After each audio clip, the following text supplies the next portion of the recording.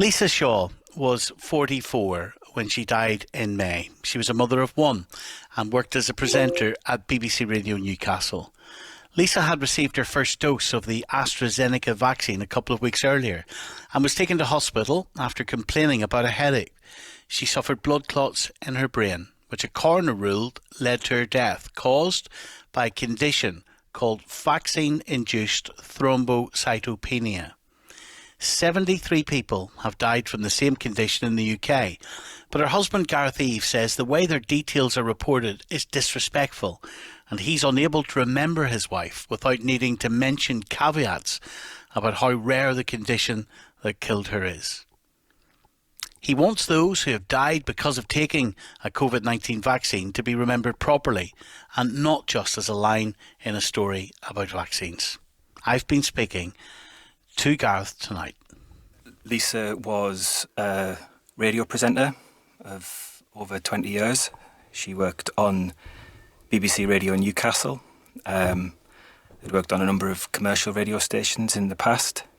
Won a number of awards, including a Sony Gold Award a few years back. So she was a very experienced and accomplished broadcaster and journalist, and very well known and respected in the North East particularly. And were you and Lisa frightened about coronavirus when you first heard about it, or what were your initial instincts? I think, like everybody, that there was a degree of uncertainty about what was going on.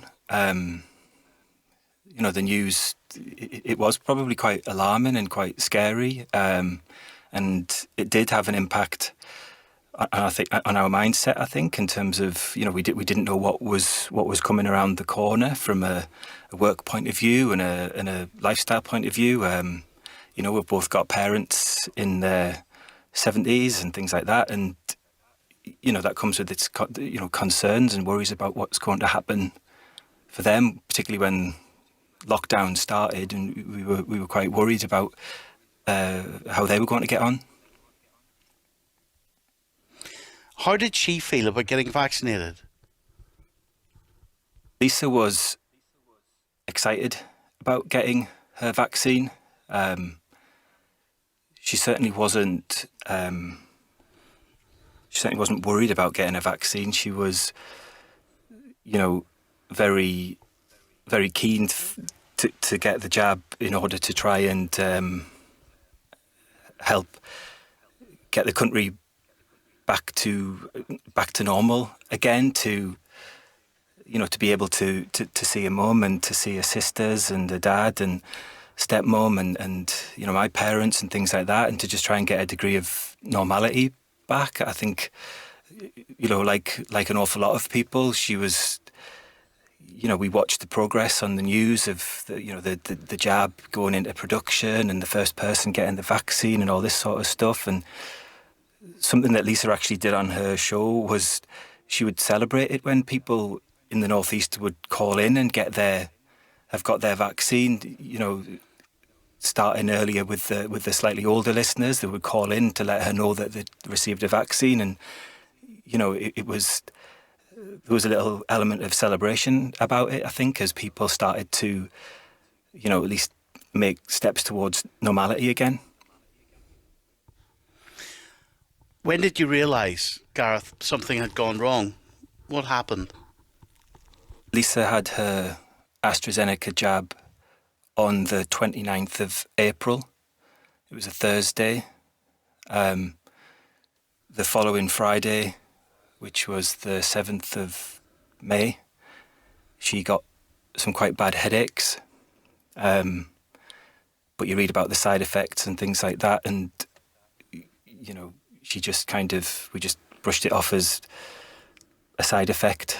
As a lot of people we'd spoke to had side effects. People had said, oh yeah, it knocks you for six, this jab, and she kind of brushed it off. We actually talked in the house, oh God, I hope it's nothing serious. So she had these bad headaches the following Friday. She called the doctor on the Monday to say that she was experiencing these headaches and didn't feel very well at all. The doctor told her to take ibuprofen and paracetamol, and it didn't do anything. She called him again on the Wednesday, which was the 12th of May, and she eventually was given a blood test on the afternoon of the 12th. And Lisa and I got a phone call when we'd already gone to bed, maybe 11:15 at night, to say that there was an issue with Lisa's blood and they were sending an ambulance to take her to hospital. So she was admitted to the University Hospital of North Durham overnight. And when she got that phone call, clearly from the bloods, as you say, did she realise she was sick? Like, was she really sick at that stage when she got that call? She had really sick. She had a very, very bad headache, and Lisa wasn't one for taking time off work or complaining, to be honest. She was very, very rarely, under the weather. We got this call and she was able to get out of bed, get ready, wait in the living room for the ambulance to arrive. She spoke to the paramedics. She walked down the drive and into the ambulance, and I could see from our front door her having a conversation with the paramedics in the back of the ambulance. The paramedic said something along the lines that there's a problem with, I'm not sure whether he said her platelet count, but he said there's a problem with a count in your blood, I think. And let's say after a bit of a conversation on the end of this drive, the ambulance took her to the hospital in Durham. What happened next, Gareth? She went to the hospital in Durham where she was observed overnight. I took her some things in a bag because I don't think she really thought she was going to need anything, so I took her some stuff down to Durham. I wasn't able to go on to the ward to see her, but later that day she was transferred to the Royal Victoria Infirmary in Newcastle because they thought she would be better placed there. There were a lot more specialists in, haematologists and things like that in Newcastle. So they transferred her there as what they called a precaution. So when she was settled there, I went over to see her. I was allowed to see her. Only I was allowed to see her. And I went in to see her she was in a separate ward, separate room. And I spoke to a doctor who I think she was a haematologist. And she told me that, and Lisa as well, because Lisa was completely, sitting up in bed, absolutely, albeit she had a headache, she was talking completely compos mentis. The doctor told us that they were treating Lisa, or they were going to start treating Lisa for VITT, vaccine-induced thrombotic thrombocytopenia. So it was blood clots on the brain and a low platelet count. So the vaccine had given her blood clots on the brain? Yes.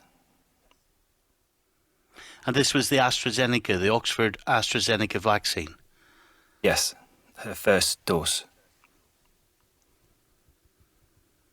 And was she conscious? Was she able to react to that? Lisa knew.